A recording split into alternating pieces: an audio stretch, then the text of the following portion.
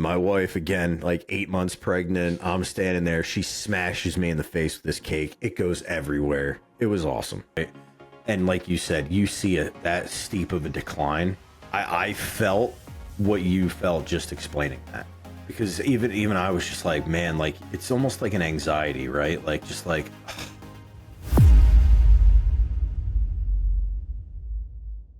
All right, so PJ Brooks, welcome, sir. thank you. Thanks Now, for having me. is that so? A lot of times I ask this kind of right off the bat with other creators, is that your actual name or is that No, your screen name? just a screen name. So how did you? So I mean, everybody outside in the real world, we'll call it. Everybody does call me PJ. Yes, Okay. it's just my initials. My last name's completely different. When I decided to start streaming, I honestly went on Google, put in like random name generator, and Brooks came up, and I was like, I don't know, I like the name Brooks, so I went with it. Then the 927, that's just my birthday. So honestly, there's no cool backstory to it besides Google. So There's nothing wrong with it just being. It is what it is, you know. yeah, I mean, But there's some people I talked to similar. There's a couple. It's like, oh, I just made it up one day. There's no like reason behind it, Right. so that's not too crazy, I should say. yeah, I didn't want to go with anything basic like gaming pro. You know, who's a pro at gaming? Starting off, right? Right. Yeah. But honestly, like, I wasn't even planning on streaming. I had joined the OCRP roleplay server after, we had met. And I was just driving around one day. I ran into a couple of guys and they're like, you should stream. And I'm like, okay. So I YouTubed it and I was like, well, that's not too hard. And I started streaming like a week later. And that's, again, not really a cool story of how things started, but, it's how it started, I guess. Yeah, for sure. So I know you started because we met through before OCRP. For those who don't know, what is OCRP? For those who are watching this, don't know what we're talking about. It's a Grand Theft Auto 5M role-playing server. Yeah. Led by Jeff Faviano, Bay Area Bug, Civ Ryan. Originally, DK Dave changed his name into Damn It Dave. And yeah, I mean, that's... I was following Jeff at the time, and he wanted everybody to apply, so that's what I did. I got in. Yeah. Here we are. Yeah, and so we had met before that doing what was it called? LS oh crud. something RP. I don't even remember what it was. It was like LESA. That's what it is. LESA, Yeah, yes. Law Enforcement of San Law Andreas. Enforcement of San Andreas, Because yes. those who've been on my channel for a long time know I used to do that too. I haven't done it in over 2 years now. But I used to, because I was a cop, right? So like I used to do that a lot. I started my own server and stuff after I had been a part of, what was the other big one before OCRP, before Jeff jumped off of it? And DOJ. yeah, I was part of DOJ Yep. initially, and Okay. then I, like a lot of people, didn't Yep. like how that was heading, and so we went off and Yeah. I went off and made my own because at the time there wasn't OCRP, and then OCRP started up and actually ended up closing down the LESA and then joining over on OCRP as well for a short time. Yeah. And And then- that was like a reunion. Yeah, So many of us ended up in OCRP, Yeah. unbeknownst to the others. I'm like, I was in the interview waiting room, and Redbeard pops in, and I'm like, whoa, what is this? And he's like, oh, hey, friend. I'm like, hey. And then, like, I don't know, less than a month later, I see you were in the waiting room, and I'm like, no way.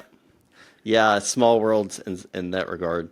Oh yeah. But so I know you started streaming that, and that was your kind of main content that you did for a while. I know you still do it too. Yep. Occasionally, yeah. Yeah. So Just did actually a couple weeks ago. right. So I know it's something you occasionally still do, but that was your kind of main bread and butter starting off. What Yes. started your kind of journey into flight sim? So, I got a job working at Allentown Airport, and I left my previous job to that was I was a 911 dispatcher for fire EMS. Which explains the police. OCRP type, yeah. Right. So I was big into that. That's when I joined OCRP. And then I had a job offer open up for a dispatcher doing the same thing at Allentown Airport. So I applied to that, immediately got the job. Wife and I, we moved from New Jersey into Pennsylvania, and I was like hooked right into aviation.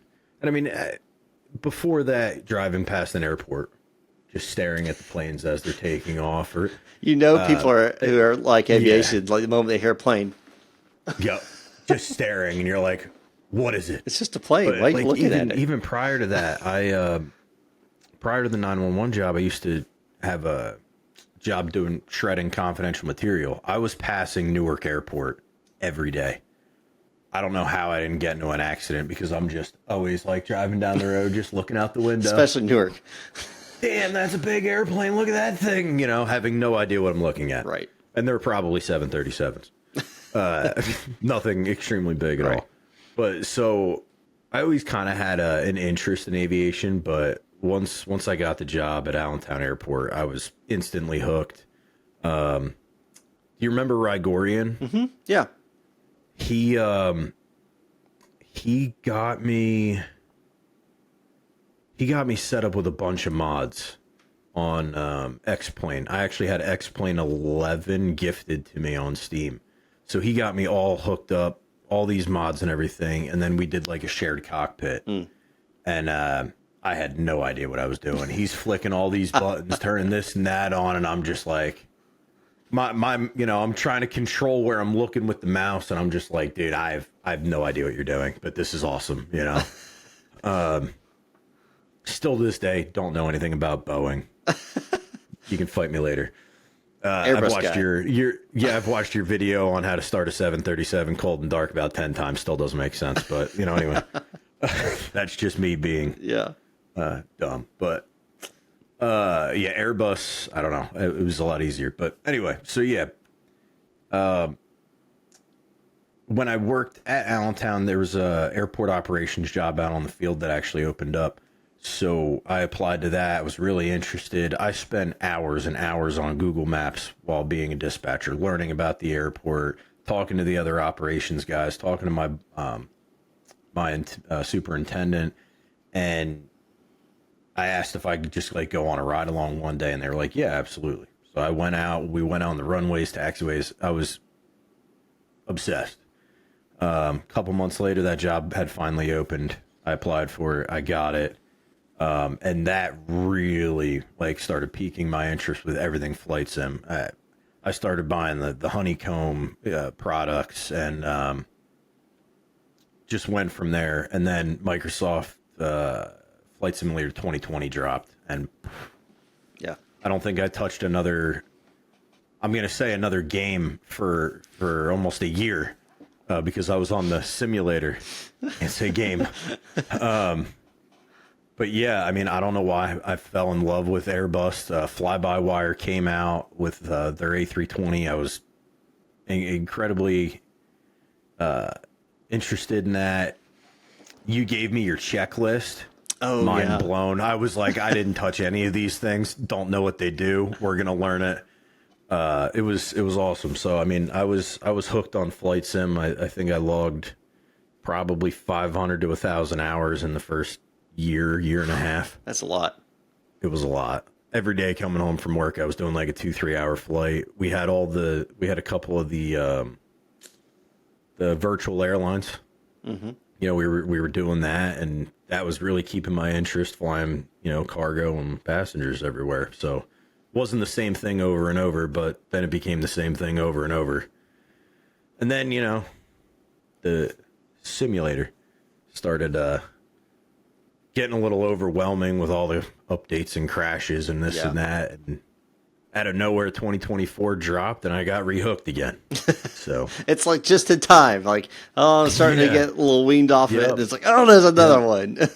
one. You know, and our mutual friend KR, he had messaged me one day because his, I forget, I don't remember what he had, but his yoke broke, and he's like, "Oh, are you still flying?" I'm like, "Oh, not really," but I had gotten the TCA Captain Pack. Yeah, with the Boeing, the yoke, or the yeah. not the Oh, you're talking Boeing, the about Airbus. okay. Oh, it's the side throttle one. Yeah. Yeah, the side stick and the side throttle and all that. So I had gotten that for Christmas from my wife. So I actually sold him all my honeycomb stuff. And then 2024 came out, and yeah, I reacquired it. But so, you know, yes, I fly an Airbus with a yoke. Hey, I do Whatever. it. I do. I have it right here. I do it all the time. Yep. I do it all the time. The side stick's nice, but I don't know, just having that yoke, you know. And 2024, I have one flight with an airliner. Everything else has been GA, the Vision Jet. I have more, I think, more flights in the Vision Jet than anything. Interesting. But, Interesting. So what? yeah. Why did you? So you're flying the Airbus mainly in 2020. What made you kind of like transition over to more GA in 24? It's more interesting, man. You know, flying at 35,000 feet every time, you just see clouds. You know, and I feel like the simulator has much more to offer when you're closer to the ground. And let's be honest. I mean, so I live very close to Lancaster Airport in Lancaster, Pennsylvania. All I see all day is GA flying over my house, 500, 600, 700 feet over my house on the approach. It's, I don't know, it just seems way more interesting. Like watching all your flight videos from when you were, you know, when you were training before you had your license to after your license, like that was so much more interesting than breaking through the clouds and autopilot. And let's wait 2 hours. And all right, let's put it on the ground. You know, it was fun. It was fun learning all the bells and whistles, but like GA is like so much more involved. Yeah. And honestly, I think you really need to know more. Once you break, you know, 10,000 feet in an Airbus and you put it on autopilot, like, okay, yeah, you need to know your top of descent. But after that, like, you know, or before top of descent, you're not really doing much of anything. Yeah. Especially in the simulator. Right. You know, obviously pilots do a lot more than that, but I'm just saying, like, in the simulator, if you're not on VATSIM, like, you're not doing anything until you get to that point. So, GA, you know, it was a lot more interesting and a lot more sightseeing. You know, again, 35,000 feet's cool on a clear day.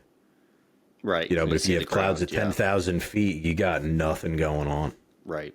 So with that, have you thought of doing that in real life, like actually going and getting your license? Oh, yes. 100%. Are you gonna? One day. And I truthfully mean that. One day I will do it. I got 2 little kids at home. My job is the reason I don't stream every day anymore, you know. And I'm not trying to make excuses, but like I will do it one day. One day. You know. Yeah. It is a plan. I was talking to my wife about it not too long ago, and I'm like, I want to do it, and I need to do it. It's just so hard with my current job, and also I don't want to be spending too much time away from my kids. Oh yeah, 100%. And until I'm comfortable flying an aircraft, I will not have them with me. Yeah. You know, so that's not fair to them, being they're 5 and 2. You know, the 5-year-old might understand a little bit, but the 2-year-old's going to be like, why is daddy gone again? Yeah. You know, so until I'm comfortable with them being like, you know, in elementary school, middle school, whatever, and I have the opportunity, I'm going to do it for sure. Even just getting like my PPL, I you know, I don't need to go commercial or anything like that, but just being able to drive the half mile to Lancaster Airport and either hop in my plane or a friend's plane or community, or what do you call it? Like a rental or something. Yeah, rental, or if they have clubs over there and hop in their plane and just go fly around for an hour or two, that'd be amazing. Yeah, so for me, it's a similar situation, but not quite. So obviously, I had my private, right? Hmm. And my intention originally was to get my private instrument commercial CFI. I wanted to teach people how to fly, which Sure. doesn't surprise some people because tutorials, right? That's kind of how I Yeah. quote unquote made my Huge. fame or whatever on Right, right, right. YouTube. Because I love teaching. Like that has always been something I enjoyed is teaching people things that I know. Right. Not as like a boastful, like, oh, look what I know. Just like I love seeing people having that light bulb moment of like, huh, I didn't know that, and now I do. Right. That's always been really cool to me. But so that was the goal. But here I am, 260 hours later, now almost, well, 4.5 years later, and I still don't have my instrument commercial. Right. And it's all been because I'll start building up to it, and then something happens, and I can't fly for several weeks. Right. And it's like this rotating schedule, and work got involved, money got Yeah. involved, and like there's all these different things that happen. And I don't regret decisions necessarily that I've made, but it's just like, as you I'm sure are experiencing, it's just like it's not the top priority. I love to Right. knock it out and be done and have it, but at the same time, it's like that is not my number one goal right now. Sure. And now, am I closer to that becoming a number one goal? Yes, because of other things that I've been successful in my life, right? Right. You've been knocking out priorities like crazy. Yeah. Yeah. So like now I'm closer to that point where I'm like, I'm close. Like likely this summer I should at least have my instrument rating. Like that That'd is be a awesome. high Yeah. likelihood. Commercial probably later this year, if not early next year, right? I don't know. But like I'm at the point where it's that close to being a Right. reality. It's just got to get there for that final hurdle, and it's of course work and money, right? Work and Yeah. money. That is like the two big factors. As you mentioned, work. I don't know about the money situation, but you got two kids, so I'm Yeah. assuming work and money. Work and money. I mean, again, and it's not like this hobby is cheap. Oh no, There's nothing cheap about it. not at all. And it's like, I wanted to, right out of high school, I wanted to become a pilot. And I looked at the price and I was like, oh, $70,000 to go through all that schooling. On the cheap side. What is it, like ATP? I'm like, yeah, maybe in another year. And then I looked at it again and I'm like, oh, it's 110 grand now. Yeah. No, not going to happen. Yeah, it's extremely expensive. Now, granted, now back probably when you looked at it getting out of high school, regional airliner pilots like coming out of straight into onto the line as first officers were making probably maybe $40,000, 30. Yeah. Like it was not a lot. I mean, it was 2009 when Yeah. I graduated. So yeah, it was probably 40, 50 grand, like nothing crazy. I mean, obviously now since pilots are in such in a shortage, I talked to the chief pilot of Envoy. Base Okay. coming on first officer is 77. Wow. Okay. Base. He says he Right. knows the first officer who flew basically every day. Obviously rest cycles and everything Sure. accounted Yeah. for, but made over I think it was $180,000 his first year Doesn't surprise because me. he just flew all the time. He bid on Right. everything and he flew all the Yeah. time. So like depending on how much you fly depends on how much you get paid. Right. But you will get paid at least 77 based Sure. upon even if you're on reserve status. Like there's Yep. that minimum. This is what you will get paid. So for those people out there now, they're looking at okay, the price of getting your ATP and everything else. Even on the cheap side, you're talking about 100 grand Yeah. minimum. And they're like, well, how am I going to recoup that? And that's what kind of happened is like you had this uneven balance. Salaries were really low, cost of getting it was really high, and the line started drying up. And they're like, okay, we Right. gotta do something. We can't bring the costs down because gas costs money, maintenance costs money, parts Oh, yeah. cost money, everything else. What can we do to bring pilots in, increase the salaries? But it's still, especially like me, who's not going to go into debt for it. Right. I know for a fact, even if I want to get my ATP, right, it's going to be at least even if I started flying every day, 5 years. Right. Yeah. Again, what was it all in? I think it was like 18 months from start to finish if you do that program, and that's 10 hours a day, Monday through Saturday kind of Part deal. 141 school where you're just, yeah. hammering And out. like you have a wife, I have a wife, I got 2 kids. I can't do 18 to 24 months, let's even call it. Let's round it to 24 months. And then, like you were saying, recoup that money. Like, yeah, okay.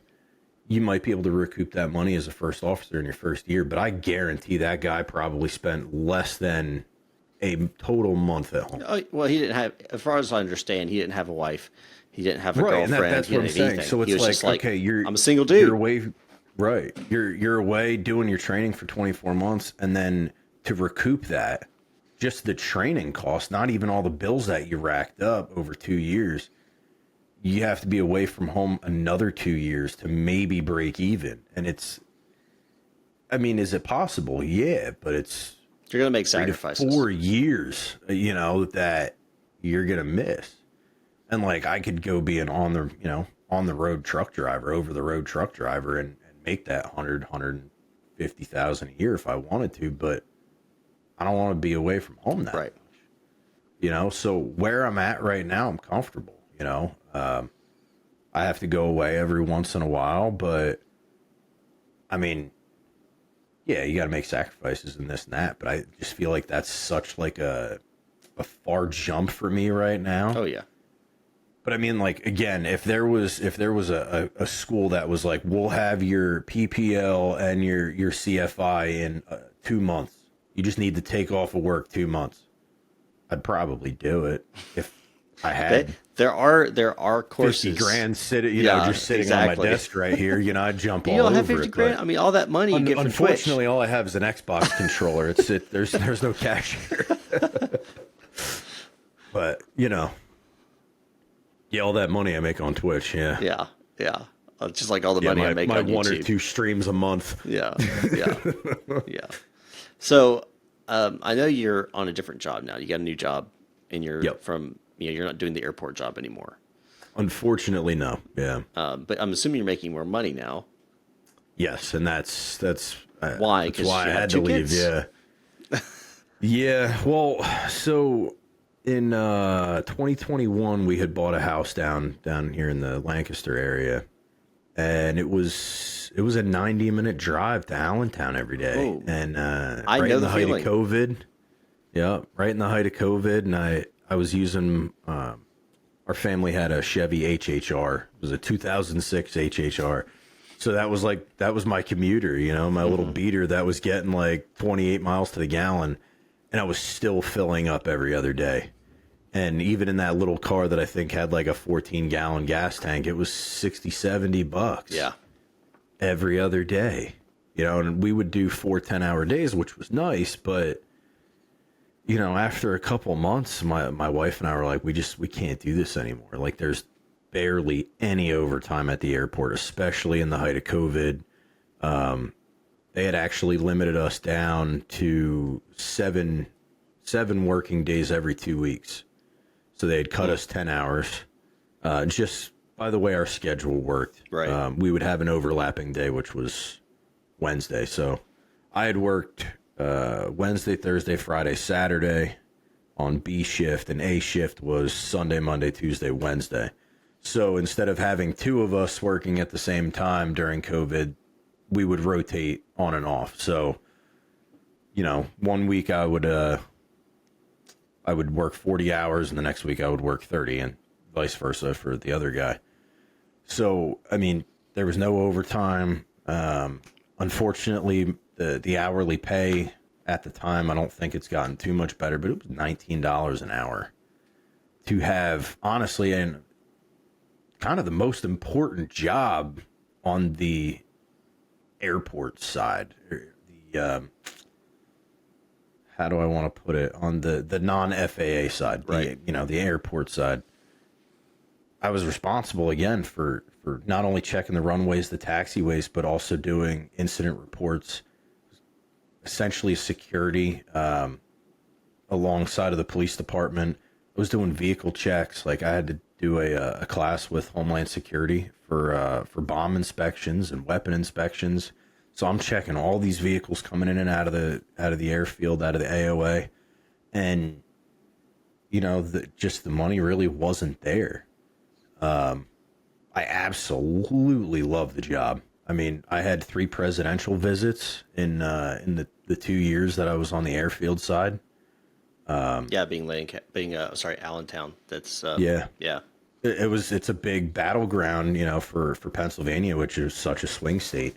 So I had in May of 2020, President Trump came in, and then he came in again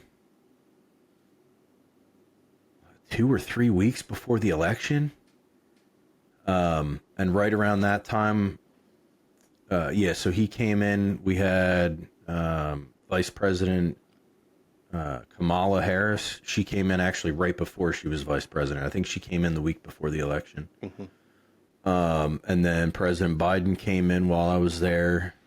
And then a week before I left, First Lady Jill Biden came in. And I actually got to tour what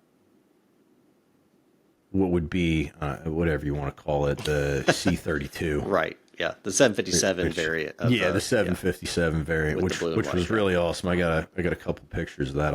But that was really awesome. We got to take a full tour of that. But again, like support aircraft coming in, the C-17s, I got to tour those, C-130s.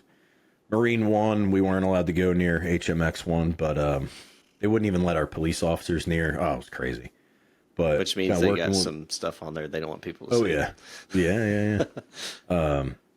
But working with the Secret Service guys, that was a big part of our duty for the visits. Also taking out like EOD right before the arrivals. Taking the path of the runways and taxiways and everything that Air Force One was going to go on. Excuse me. But, it was really cool doing the presidential visits. And again, like I have no problem telling my current boss, this airport was the best job I ever had. Hands down, especially even before my interest in aviation, like all the moving parts it was really, truly incredible. And I had talked to my boss one day and I'm like, hey, I know you don't know this about me, but like I do a lot of streaming online, and would I be able to stream doing my runway inspection when I was on afternoon shift?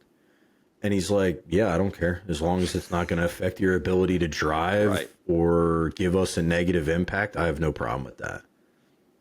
So I never did it on Twitch, but I used to send out a message in my Discord and just say, hey, doing a runway inspection at like 2:05 for anybody who wants to join.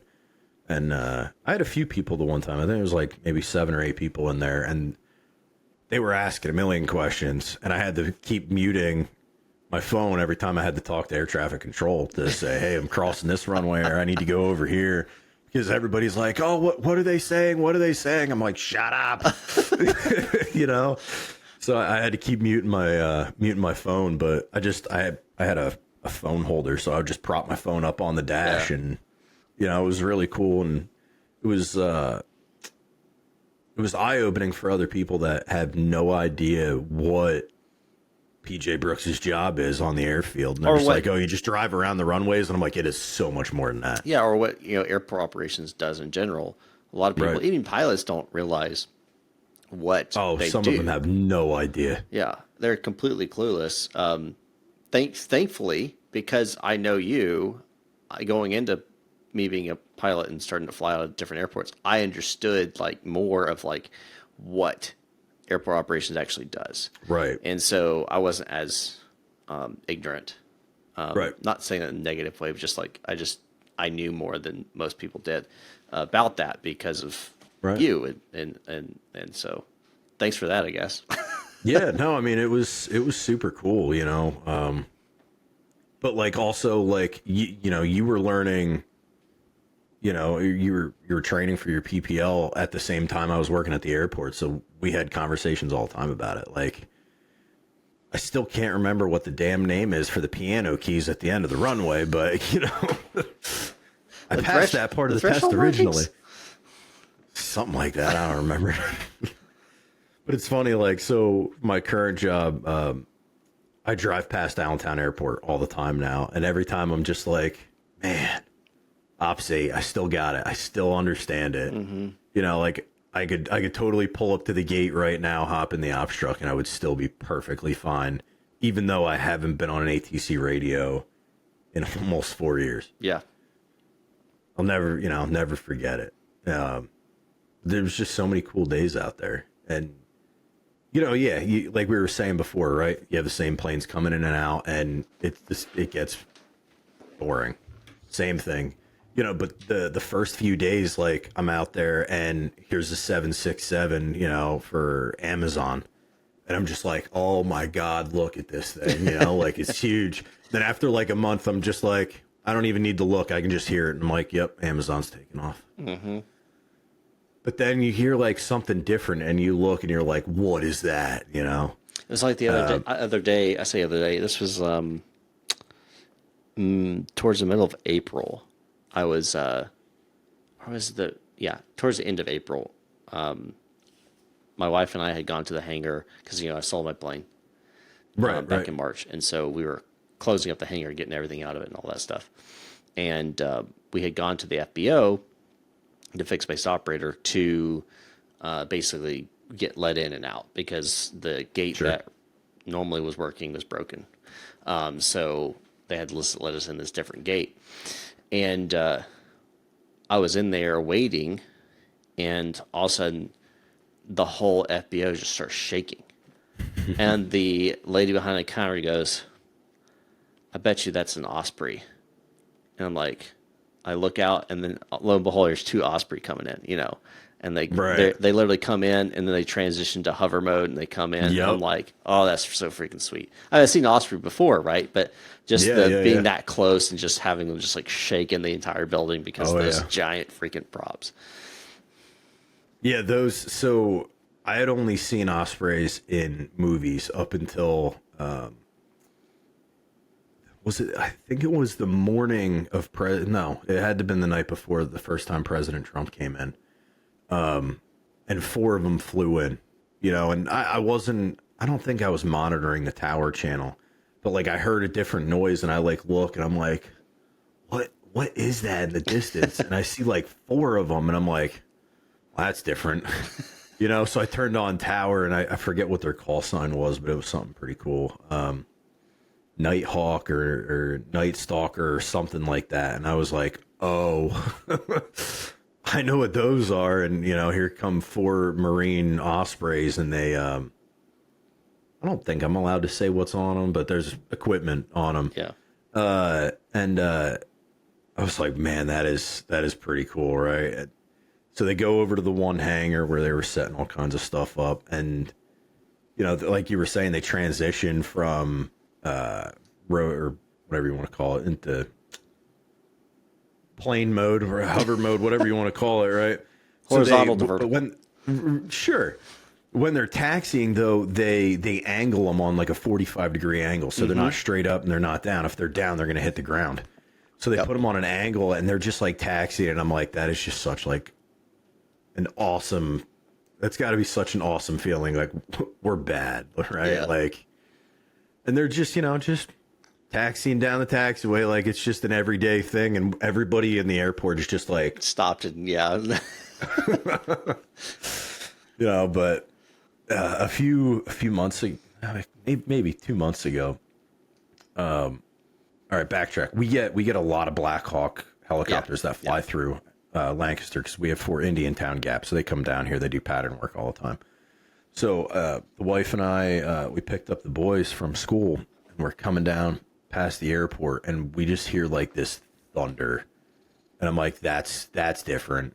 Like, you could just hear the tone. And I look out, I'm driving my truck, and I look out the window quick, and I was like, that looks like the helicopter from the first Transformers movie, that big helicopter. And I'm like, what is that? And it's just flying over, and my truck's just like shaking. And I look, and here comes this, what ended up being, I think it's a King Stallion, I think. Yeah, the CH-53. Yeah, 53. And it's just coming down, and the cargo door's down. There's a freaking machine gun sitting on the back of it, and I'm like, oh my God. So they ended up they landed. So we spun into the airport because it's kind of just like it's open. There's no gate. There's no, you drive in, and there's also a restaurant right in the actual terminal. So we pulled right up to the gate, the AOA gate, and just Stallion's just sitting there. And I'm like, oh my God, this is so badass, right? Like, the guys start getting off. They shut the helicopter down. I have no idea what they were doing, whether they were refueling or grabbing dinner. Probably grabbing lunch. yeah, just coming to hang out. But I was just like, man, like, I need to get back in the airport, And I've looked at getting just even a part-time job at Lancaster, but they don't even have an ops department. Yeah. I think the maintenance and the fire, there's one fire truck. I think they handle everything. But I'm like waiting because now Breeze Airways is flying into Lancaster now. They have a direct flight to Orlando, which means now you have an AOA. Right. So I'm like, all right, maybe in another year or so, things might start going. But they started, I want to say, maybe about a year ago. And is it towered? Yeah, so they're towered, but it's not FAA. They're a contractor tower. Yeah, contractor tower. Same thing with Reading Airport. And then I believe Harrisburg takes over for night shift. I'm not 100% sure on that because I'm only, 25 miles from Harrisburg. Right. And I know Allentown would take over for Reading at night as well. So I'm assuming it's kind of like the same thing. But it'd be really cool to get, a job and only have a 3-minute commute. Yeah. Even if it's a part-time gig, but I have the urge to get back out there, and I feel like even if I got my pilot's license, I don't know if it would be the same. Like it would still be cool, but I don't know. I had such like a thrill doing that job and all the ins and outs of it. Like President Trump, he actually came in and did a rally the 4 days before the election. I had no idea it was happening. No idea. My wife and I we were driving by and I heard a jet taking off and it was a white jet. And I'm like, oh, that's weird. So I pull up flight radar and it was Harris Wall's jet. And I was like, oh, okay. They must have been doing something in the area, probably in Lancaster City. And as we're driving by, they just put up a new hangar. As we're driving by, I see all these big stadium speakers and a big screen and all this and that. And I'm like, oh, they must have had a rally. That's cool. Whatever. My wife looks it up and she goes, no, Donald Trump's going to be here tomorrow. I was like, oh. So I was like, man, like right back into it, like Secret Service is everywhere, and state police had everything already shut down and doing this and that. I was like, oh, man, brings me right back to being on the airfield again, like doing all that fun stuff. But, yeah, I had no idea he was going to be there in like 14 hours. But it was pretty cool. But, yeah, I miss it, obviously. Just rambled for like 20 minutes about it. So No, it's totally fine. It's totally fine. So, obviously, airport operations is kind of a big thing for you. Oh, yeah. And I know you still stream occasionally. I know that you're quite busy with your new job and so forth. Yeah. Kind of like me. I mean, I'm slammed. I actually also have an hour and 15 minutes one way, an hour and 30 on the way back because of traffic to my job. So I fully understand the time crunch and also do 4 10-hour days. Yeah, there you go. But that 4 10-hour days makes it just a little bit more worth it. You know what I mean? Like, yeah, because you do get that extra. That fifth day. Yeah, you do get that extra day off, which is nice. And I come home and I have 500 other things I got to do. I got to do this. I got to do right before we got on, I was recording another news segment. So it's just there you go. Yeah, always busy, but enjoy it. Obviously, I wouldn't do it. So are you planning to? I know you're busy with your job and everything, but are you planning to start streaming more, or are you just kind of staying where you are? I would love to plan to stream more. I actually took almost all of last year off. I think I streamed twice last year in January, and things got really busy at work. But like, not that I have like mental issues, but I just wasn't like mentally there. Like I wasn't feeling that if I was gonna stream that it would be enjoyable. You know, I didn't have that right mindset, and I would like play games and just be like silent. Like I would play with like Captain Coke and Feathers and Kim, and I don't know. Like, you know, I enjoy gaming, and it's that escape from reality, which we all need at some point in our lives. But I just didn't feel like if I was going to stream, like anybody would enjoy it because I was just in such a weird mindset. So I kind of was just like, all right, you know, whatever, just going to go another month, go another month, go another month. And then here it was like November, and I was like, I want to stream. Like I'm ready. I'm ready to do this again.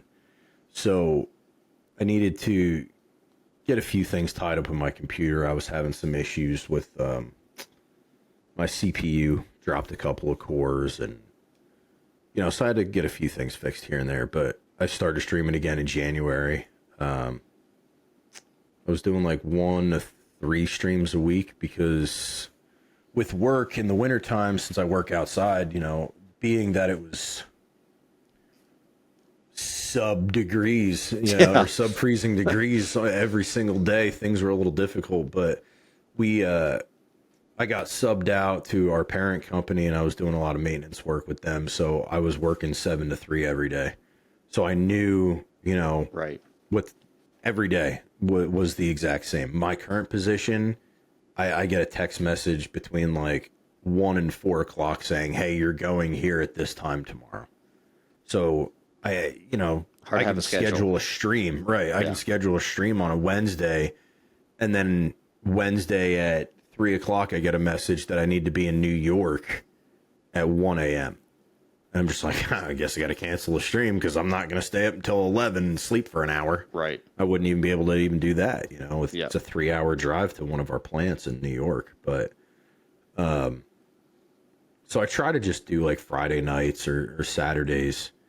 Like even tonight, you know, I had to make sure the kids were in bed. But I have this week off, so it kind of worked out. But I really do want to get on like a set schedule.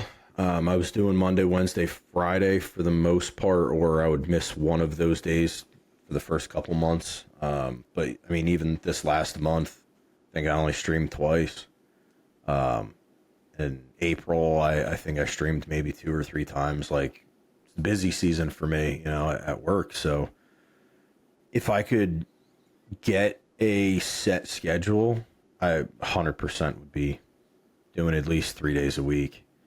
You know, getting back into the swing of things. And, you know, I mean, as a viewer, and you know as well, like if you have somebody that you greatly appreciate and you follow and you love all their content, and then their schedule gets messed up, you know, your viewing schedule gets messed up. Oh, well, why didn't this person put out a video today? All right, something must have happened. And then it's inconsistent from there.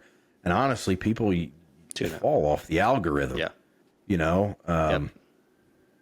And you know, that's nobody else's fault besides mine, right? Like, but we all go through it. So when I came back in January, there were a lot of names that I hadn't seen in a year. And it was really cool to see even people from when I first started streaming were showing up. It was really cool to see that again.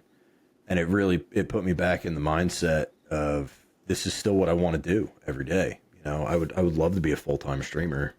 I think all of us would, you know, and be able to Full-time streamer and part-time airport operator. Yeah, you know, like, hey guys, join me for my weekly live stream here on the airfield. You know, that'd be amazing. You know, but again, it's like family comes first, and and money comes first, and you know, not saying that I didn't do well with Twitch. I did, and I appreciated every single, you know, bit and sub and everything I got, but it wasn't enough to sustain my family. And I think 99% of all the streamers out there would be able to say the same thing. You know, yeah, a lot of people do make it and are able to have a successful life off of streaming. And you know, good for them. Like, they did a great job, and what they did worked, regardless of how they got there. You know, a little jealous, you know, but whatever. But with what I had to offer, you know, I had a great time doing it, and I still enjoy doing it. I still have a core group of viewers that no matter when I hit that button, they're there. Right. And it's whether they're chatting or not, you know, it's awesome. Whether you have 2 viewers or 1,000 viewers, you're still having a great time. That's what matters. If you're not having a great time, you need to take a break, kind of like what I did, you know. What kind of, so I wanted to go back to that because the other creators I've already interviewed, you know, they've all talked about how they got in and how they got started and how they, you know, get fed, maybe not the right word, but they enjoy the interaction and the content and making all of that. And I, as most people who've been with me for a while, know that at a point I said goodbye, Right. without the intention of coming back, but left it kind of open that I may, whatever, you know, kind of pass you the definitely torch. don't. Yeah, you didn't want to say like this is definitely, it's never happening again. Like, because you really don't know. Right. But I was so disheartened may not be the right word. I was just so I don't even know the right where it just, and you probably know exactly what I'm feeling. I was just Right. I stopped enjoying. Defeated. You felt defeated, and like maybe this just isn't right. Right. And I was like, I stopped feeling the urge. The like, I want to get on here and I want to stream. I want to get on here and make content. I want to, you know, go out and do this, regardless if I get 2 viewers or 2,000. Like it was about the drive. It was about the game, and I don't mean like video games. You have thought like sports, since the people, you know, big sports athletes, you know, they're like, some of them are like, I enjoy the fame, you know, that's why they're there. They love the lights and everything. But most of the professional athletes are like, I love playing. That's why I'm here. You know, I couldn't care less if I was making $50 million. Yeah, it's a nice, great benefit. Love it. But if I was making, you know, $50,000, I'd still be playing the game. That's how that's how I was feeling. And then over a course of about 6 months, and I know where it started. I started working for another job, and didn't take up a whole lot of my time, but trying not to get YouTube to cancel me again. Basically, when I got linked to that company, which was on a certain political spectrum, it was within that same month that I got linked on social media as a actual member of the company. That same month, my viewership dropped by over half, and my reach dropped by over half. I mean, it's like literally you can watch it and it just goes doof. Just like, and it wasn't, I didn't stop making content. I was still doing the same amount of content. It was just like I'd never seen it before. And that really hit me hard. And I worked for like 6 more months, just trying to like, you know, chip away and try to bring it back up. And I was like, I can't. I was spending so much time doing it. I wasn't getting any views. Work was starting to get more busy. And I was like, my mind was not in the right space. I was like, I just can't keep doing this. And that's when I made that video, which is now no longer on the channel. I actually took it down because obviously I'm back. So there's no point. Yeah. I mean, that's what I call feeling defeated. Like, you had all intentions of still keep pushing and this and that. And then, I mean, okay. Any streamer you ask, if they say they don't look at numbers, that's normally BS. Everybody looks at their numbers. Of course. Right. And like you said, you see that steep of a decline. I felt what you felt just explaining that, because even I was just like, man, like it's almost like an anxiety, right? Like just like I'm losing everything and I'm not changing my content, right? Like you said, you were working for a company, you got linked, and that was canceled. That was cancel culture right there, and it sent your channel down just because of something you were working, or working for. That part is it, again. I know I keep saying the word. It's defeating, right? Like I know I had slipped up one time about my political beliefs. I can't tell you how many followers I lost just in that stream. Of course, I had like 30, 40 people watching, which is a good number for me. And yeah, It's I always the think, good number I streams. honestly think I lost like almost 20 followers that day. Dang. Yeah. And it's just like me, you could tell me whatever side you're on. I don't care. I know you for who you are, and that's who I am talking to. That's who I that's who you are to Right. me, not what you believe in. That's Well, that's yeah, that's you. I agree. And then on And top of that, like we're streaming video games for right. simulators. It's not like we're doing political commentary. I'm not pushing right. I'm Right. not pushing an agenda, and I don't, I have a rule like we don't talk about politics on my channel, and most channels have that. But occasionally, like you might say something, or even like when I said on my Discord, like, oh, a lot's going on at work right now. I can't really talk about it, but I'll be able to tell you guys about it in a few days. That was when President Trump was coming in the first time. And when I announced it, people were like, oh, like some people were like mad about it. Yeah. He's And I'm like, sitting president. You realize like that's my job. Yeah. I'm not saying I'm for him or for the other guy. That's You're that's excited just what to I see the have to do president. because I'm employed by the airport to do that job. And there were people that were just like, you had to work with him. And I'm like, Well, no. you know what I mean? And it's just like, I don't care which side you're on. Like, I look at people who they are, and some people get mad because they think you're on one side or the other, and it's like what YouTube did to you. It's just like, all right, well, goodbye. Yeah. It's just And it like, wasn't like come on, man. And I honestly don't know. I mean, there's obviously 5,000 reasons why maybe that happened, right? And I'm sure YouTube would have a great explanation for it. But it's just the correlation is there. And I was like, well, it doesn't necessarily equal causation, but usually where there's smoke, there's fire. And it was happening to a lot of people at the same amount of time, about the same time.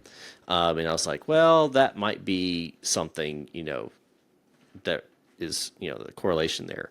And I think also what was really bothering me, and still bothers me actually, is the way YouTube, and Twitch is no different, they would do their algorithm. They curate their algorithm to push a certain type of content. And what I mean by that is not like a political content, or what I'm saying is like they know they're going to get X number of dollars from advertisers if this type of content gets more views. And so they will curate the algorithm to push that type of content. That's why if you ever go, and obviously it's going to look at what you watch, right? There's a lot of different factors. What you watch, how long you watch it, do you like it, do you comment, do you share? Like they're tracking all of that. And they're going to curate your homepage to based upon that. But they're also going to throw you recommendations. And if you ever notice, recommendations tend to be the same general type of content. Now, they will be related to you, but look at how their thumbnails are. Look at the titles. Look at the descriptions. They're all going to be a certain way. And if you don't do it that way, YouTube will not recommend that video. And that bothered me to the core because like I had a certain way that I was doing things and it was working fine. Like, no, I wasn't obviously raking in millions of views or anything, but it was decent enough to, I felt that I was making progress, that, it was consistent. And yeah. they changed that over the course of about a year. I remember when they changed it, because the company I was working for at the same time did a lot of stuff with YouTube. Okay. I actually learned a bunch through them, because that was one of their main platforms they used for their social media. And so I learned like, oh, the algorithms changed, and like you need to do X, Y, and Z now. And there was that company had a direct actual representative from YouTube that they could reach out to, and talk about those stuff. And I was like, why are you making that change? And it's because, again, they're looking at where the ad revenue is. I don't blame them for that, because that's what they're trying to make money too. Trying to make money. They're a for-profit company. If they know they can make more money if they push this type of content, they're going to push that kind of content. And again, I'm not talking about like categories like certain politics or certain religion or a certain, science or history, whatever. That is going to be curated based upon the viewer, but they are absolutely going to push a certain category of content. Right. And that generally is going to be that 8 to 20-minute video that has a really obnoxious thumbnail with a obnoxious title that's going to ask a question. And they're going to use that to pull you in, because they have psychologists on payroll who do this for a living. It's what they do.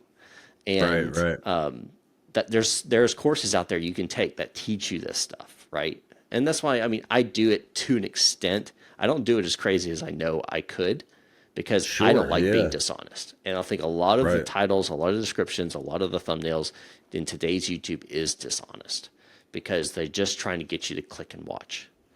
And clickbait. Yeah. And that bothers me. It bothers me so much. So when I do my thumbnails, I'll sit here and I'll think about it. And I'll just be like, okay, what can I do that kind of fits that algorithm type, what people click? What's going to stand out, but what's also going to be true? Right. That's not going to be this clickbait crap that I see all the time. And it's a really hard balance to try to find that. And most of them I fail. Most of them fail horribly.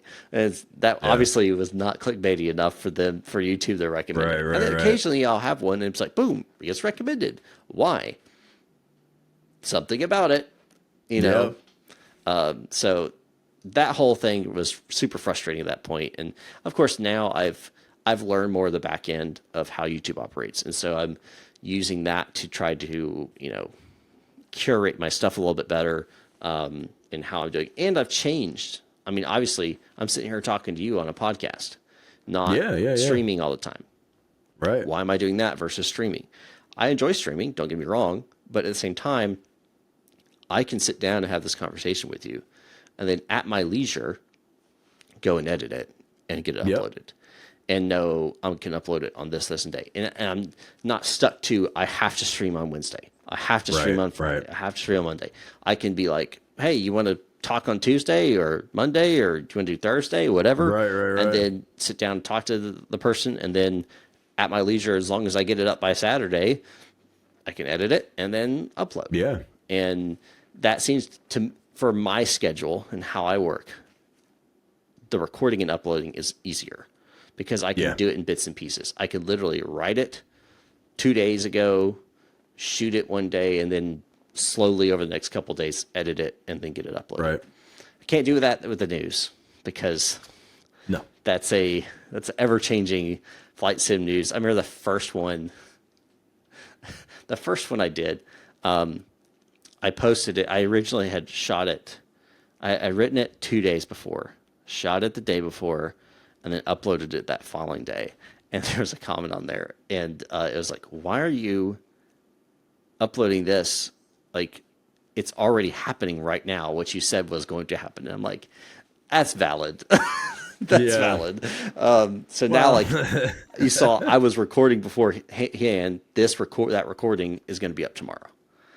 So like it has to be like within that 24-hour turnaround. But well, it's like all the GTA 6 videos coming out, right? The trailer drops out of nowhere, and it's like a mad dash for all these GTA 6 content creators to push out their video first.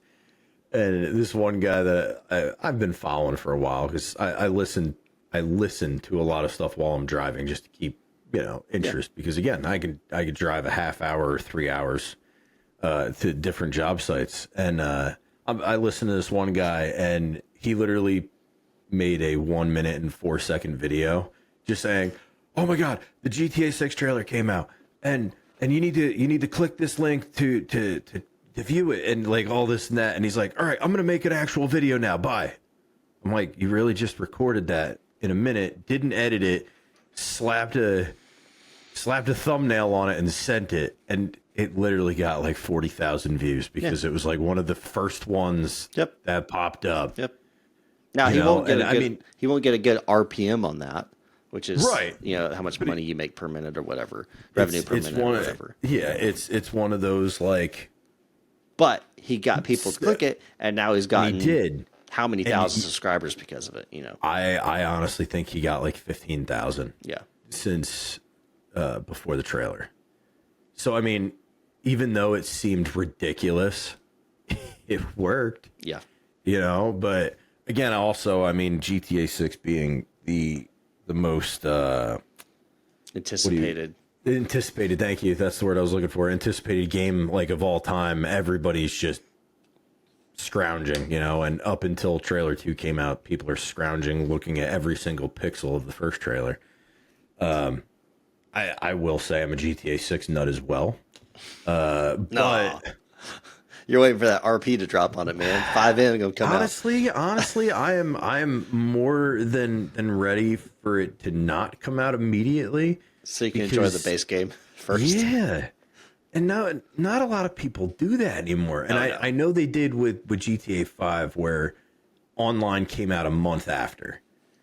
That, I think, is a great idea, right? Because you have all these actors and actresses that put in all this time doing the voice acting, doing the motion capture. And, it's kind of like when the new Call of Duty comes out. Who plays the campaign anymore? Yeah. Everybody goes right to online. You know what I mean? I'm more of like, I'm going to play the campaign. I am too. And then I'll do the online portion. Yep. Or at least I'll start the campaign, and then if like, a couple buddies are like, "Yo, let's hop on online." Like, all right. But I'm not, the first thing I'm not going to do is go in the GTA online and start flying an oppressor around shooting people in the air. I can guarantee I won't do that. But like, I mean, even the screenshots they put out, like, I'm ready. It's going to be a great time. But anyway, yeah, back to the content portion of it. I actually didn't even know that the trailer had came out. I saw his notification pop up on my phone first saying the trailer's out. So I clicked on it, and it was that like minute and 4 second video, and I'm like, this isn't the trailer. But again, I mean, with the algorithm, you type anything GTA 6, especially that day, and boom, there it is. Yep. Everybody was making views and money that day on YouTube. But another big thing with GTA 6 content, like these trailer breakdowns, like even Jeff Fabiano, his breakdowns are so thorough. I watched his trailer breakdown of the first trailer. Half the things he said, I had no idea were even in there. Right. And right now that's a big thing. And there wasn't many for trailer 1, but trailer 2, my entire news feed was trailer 6 or trailer 2 breakdown, and or the React screenshot videos. Breakdowns and React videos. 10 years ago, I would never think that a reaction video would be one of the top like watched videos. I'm going to watch this 2-minute trailer, and I'm going to make a couple of facial expressions, and it's just going to explode. Yeah. And everybody's going to follow me for it. So, reaction videos are one of those things that YouTube curates for. Same thing with like box openings. Yeah. Like, oh, I just got this brand new honeycomb alpha. Watch me open the box. You're gonna laugh. I did one of those about a week and a half ago. There you go. And I hope it works out well for you. Yeah, well, it's actually... it works out well for a lot of people. Hold on. I'll show you.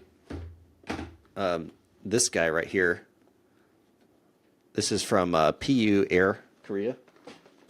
Oh yeah, you were telling me about those. All the Yeah, so they Okay. have the FMCs that you can just change the faceplates on, which Perfect. is awesome if you're like switching between Boeing and Airbus, unlike you. But no, this is the overhead panel, like the miniaturized overhead panel. So it's got all the light switches and stuff. Oh, beautiful. The no smoking, the cabin seat belts, the anti-ice Right, heating. right, Then right. it's got two knobs and two little buttons that you can program to whatever. But Okay. $99 right now. It's on sale. But anyway, Yeah, there you go. I did that, and Yeah, it's done decent. It's not like it didn't get grabbed by the YouTube algorithm because I didn't clickbait it. Sure. I just said, "Hey, miniaturized overhead panel, let's review it," and it was like Right. that. I could have, and this is I know on YouTube, I could have been like, let's see, it was a good one. Revolutionary hardware device, with like me going, with like Right, golden yeah. rays coming off of it or whatever. Exactly. And I know it would have gotten more views, but that's not who I am. So Yeah. Like box openings for me, I'm just like, okay, I'm gonna open the box myself kind of deal. That's not my cup of tea, but I know like when the honeycomb Bravo, remember when that went on or went on pre-order or whatever, yeah, and they had given it to some bigger creators and released the embargo. That I clicked on most of those and I was like, all right, cool. And I'm like, everybody's opening the same box. All right, let's move on. Let's see how the actual product does. Half of those videos were literally the guys opening the boxes and say, all right, come back for my next video when I try it out. I'm like, yeah,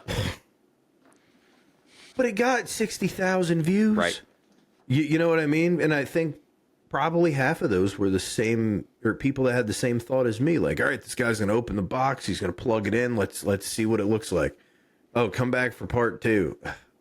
Dang it! Well, I didn't split mine.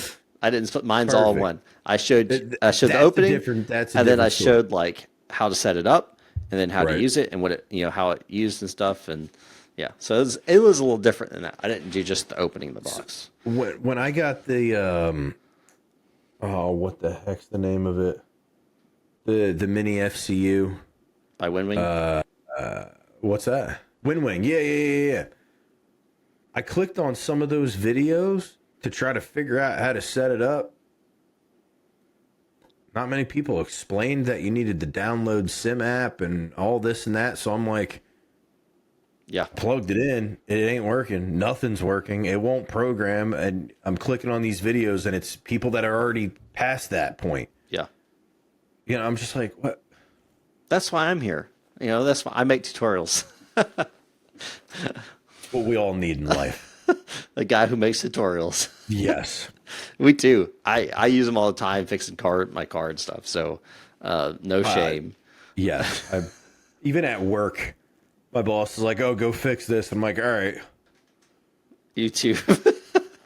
how to fix this? I'm like sitting, hanging off the side of a concrete plant, like, oh, nope, that's not the right one. Next video, trying to Yep. figure it out. I have no idea what I'm doing half the time. It's great. Oh man. So I have one last question. Sure. We'll wrap it up. I always ask this question to all the content creators out there. What is the most insane or the most embarrassing stream or video or moment in stream or video you've ever done? I would honestly have to say my birthday stream of 2019. It's the first thing that kicks off. I planned a 12-hour stream for my birthday. Oh man. And it was unbeknownst to me, it was 5 days before my son was born. Oh wow. He came a month early, but we had it was insane, right? So I start the stream, and within the first like 2 minutes, there were 70 people watching the stream, and I averaged between like 15 and 25. Yeah. We'll just call it. I averaged 20. That was like sorry to interrupt. That was like my when X Plane 12 dropped. I remember that. I I jumped. watched that whole stream and I was like, "Oh my god, these numbers!" It Yeah, was like I was insane, dude. triple digits, and I was Yes. sitting here, doing the thing, just trying out others, and in the back of my head, I'm just going, "Holy crap!" Yeah, you and I were DMing at that point. I'm like, dude, this is it. This is your ticket. Like it was Unfortunately, insane. unbeknownst to me, just 5 months later, YouTube would. Yep. Give the Yeah. old cancel, but yeah. So birthday stream of 2019. I had, like I said, couple minutes. It was 70 viewers. Raids were coming in like crazy. Subs, bits. I'm not even gonna say the numbers. The numbers were insane that day. Come to find out, well, okay, backtrack. It was like half hour into my stream. I still hadn't even started playing Sea of Thieves yet. It was supposed to be a 12-hour Sea of Thieves stream. It was like 90 minutes before I started playing the game. But a half hour in, somebody was like, "Where or do you have a birthday cake?" And this light bulb popped. And I was like, I should text my wife. She was at work. I should text my wife and have her bring home a birthday cake and smash me in the face with it. It was like, it's going to be embarrassing, but it's going to be awesome. Especially since my wife is 8 months pregnant, right? Completely off the cuff. So my streaming room was in the basement. I had a completely unfinished basement. I had a green screen sheet essentially hanging from the wall behind me because it was just a brick, mortar wall. So I texted my wife that, and she's like, "Got it." Right. So I had turned my camera around so it's facing like the stairs coming down. My wife, again, like 8 months pregnant. I'm standing there. She smashes me in the face with this cake. It goes everywhere. It was awesome. That was a couple hours into the stream, but the idea had popped like 30 Right. minutes into the stream. But come to find out, a couple of my friends had set up a private Discord and invited all of like my favorite content creators, all of my friends, a lot of big names, and posted in there like, let's blow up PJ's channel for the day. And they did. And I straight up cried when they added me to that Discord because I had no idea until the 11th hour. It was 1 or 2 o'clock in the morning. At this point, it was 11 hours in, and they added me to the Discord, and just seeing all the messages, and because they all knew that they were going to add me, so they were all posting happy birthday messages, and the amount of love was immeasurable. Just I screen recorded the entire Discord because I knew we were going to close it at Right. some point. It was insane. So that was kind of my most embarrassing moment because I was crying, and I also got smashed in the face with a cake. But that was definitely like the highlight of my streaming career. And I'll forever be grateful for everybody that was in that Discord, especially people. I that wasn't set it up. invited. I'm disappointed. I don't know. Apparently what to I tell wasn't you. big that enough. That was 6 years ago.